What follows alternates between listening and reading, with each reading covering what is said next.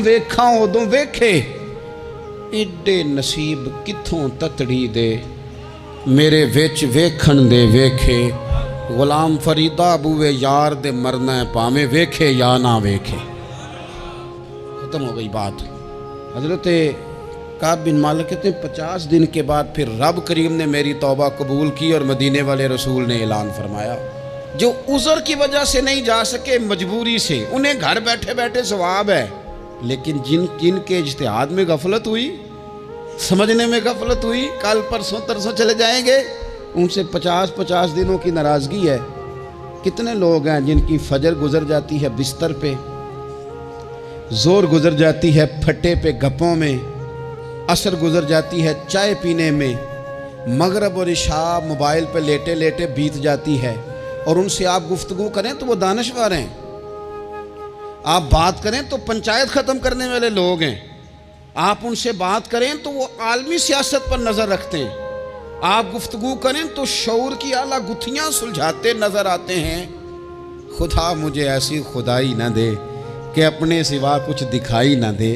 ये गफलतें हैं, ये शोरश है, ये अपने मुंह से खुद मियाँ मिट्ठू बनना है। इस गफलत को थोड़ा सा तोड़ा जाए, वरना जंग लग जाता है सलाहियतों को। जो लोग थोड़े दिन मोटरसाइकिल नहीं ना चलाते, उनके लिए मुश्किल हो जाता है फिर उसको स्टार्ट करना भी।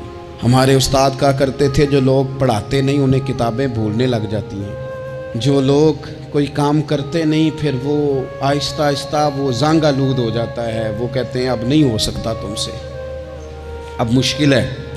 सज्जनों, दोस्तों, बुज़ुर्गों, भाइयों, जो लोग शुरू में इबादतों के आदी नहीं होते, वक्त ज़ाया करते हैं, बुढ़ापे में दिल करता है तौबा हो जाए, लेकिन अपने माथे को सजदे की आदत ही नहीं डाली।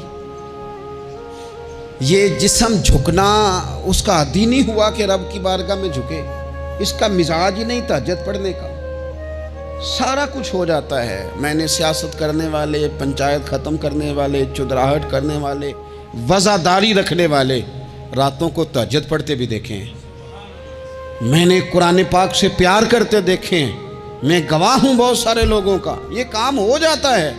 शर्त ये है कि बंदा अपनी गफलत की पट्टी थोड़ी देर के लिए खोले। दूसरी बात ये कि हम खुशफहमियों में बड़ा जिंदा हैं, बड़ा जिंदा हैं, बड़ा ओहो, यानी 2, 4, 5।